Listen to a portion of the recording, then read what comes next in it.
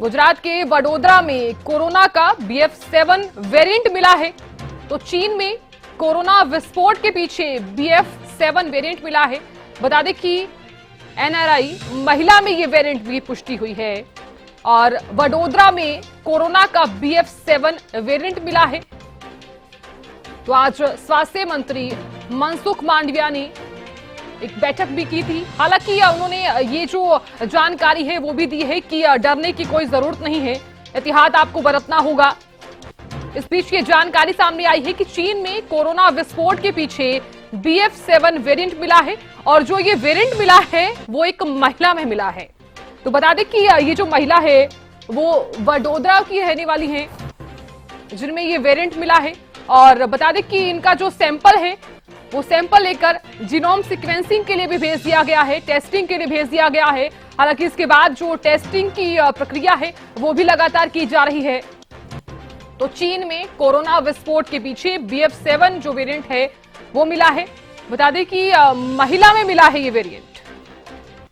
हालांकि ऐसे में लोगों को सावधानी बरतने के लिए जरूर कहा गया है।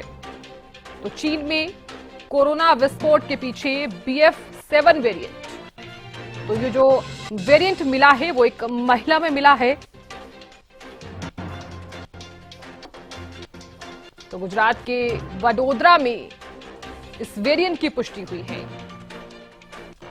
हालांकि ऐसे में आज जिस तरह से स्वास्थ्य मंत्री मनसुख मांडविया ने बैठक भी की थी, उसके बाद लोगों को एहतियात बरतने के लिए भी कहा गया था कि आप लोगों को डरने की कोई जरूरत नहीं है। गुजरात के वडोदरा में कोरोना का BF7 वेरिएंट मिला है। तो बता दें कि चीन में कोरोना विस्फोट के पीछे BF7 वेरिएंट की पुष्टि हुई है। हालांकि इस बीच जो वेरिएंट मिला है उसके बाद लोगों को सावधान रहने के लिए जरूर कह दिया गया है।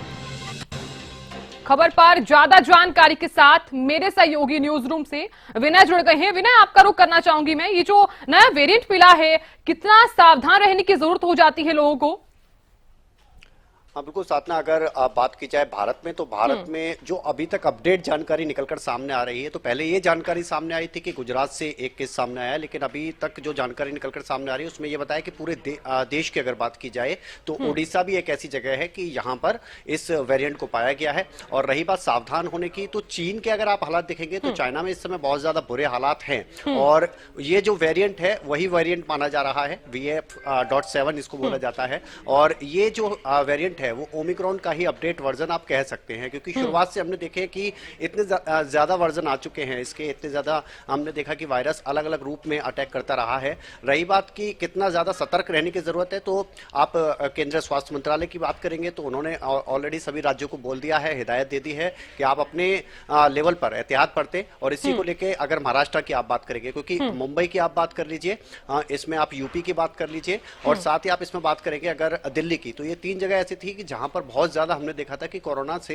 एक तरह से तबाही देखने को मिली थी उस समय जब अब कोरोना अपने आप पे पीक पर था। तो महाराष्ट्र सरकार की अगर बात की जाए तो उन्होंने एक अपने आप में ही एक टीम गठित कर दी है। इसके अलावा दिल्ली सरकार की बात की जाए तो दिल्ली के मुख्यमंत्री ने भी अपने जो स्वास्थ्य मंत्रालय के तमाम अधिकारी हैं उन लोगों को बोल दिया है कि आप एहतियात बरतें, जो जीनोम सीक्वेंसिंग करनी होती है उसको आप करवाएं और ज्यादा से ज्यादा सैंपल की टेस्टिंग को आप बढ़ा दें। इसके अलावा अगर यूपी सरकार की बात करेंगे तो वहां पर भी निर्देश दे दिए गए हैं। पश्चिम बंगाल सरकार की बात करेंगे तो वहां पर ममता बनर्जी ने कह दिया है कि तैयारी पूरी है, लेकिन बावजूद इसके एहतियात बरतने की जरूरत है। रही बात की कितना ज्यादा ये खतरनाक है, तो अगर आप तुलना करेंगे चाइना से, क्योंकि इसके आप डेनमार्क की अगर बात करेंगे, अमेरिका की बात करेंगे, ब्रिटेन की बात करेंगे, बहुत से ऐसे देश हैं जहां पर इसके कई केस सामने आ चुके हैं, लेकिन वहां पर हमने देखा है कि इतना ज्यादा हानिकारक नजर नहीं आया है, क्योंकि एहतियात वहां पर अभी से ही बढ़ती जा रही है, शुरुआत से ही बढ़ती जा रही है। तो एहतियात यहां पर भी बढ़ती जा रही है। और क्योंकि अब पहले से बहुत बहुत ज्यादा अपडेट हो चुका है हमारा स्वास्थ्य मंत्रालय की अगर बात की जाए या स्वास्थ्य महकमा हम देखें, अलग अलग प्रदेशों की आप बात कर लें,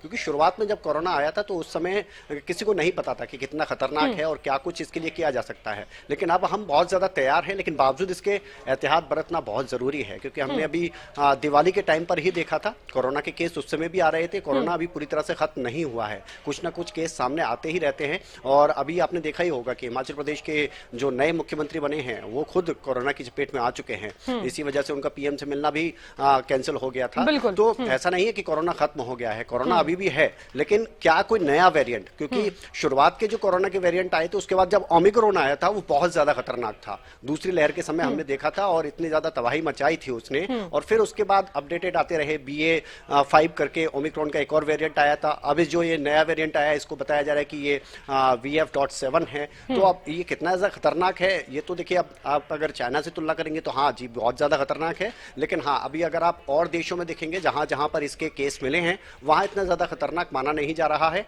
लेकिन एहतियात बरतना जरूरी है। विनय, बात की जाए इस बीच यहाँ पर एक मामले जो हैं सामने जरूर आ रहे हैं चीन में, क्योंकि चीन से ही शुरुआत हुई है कोरोना की।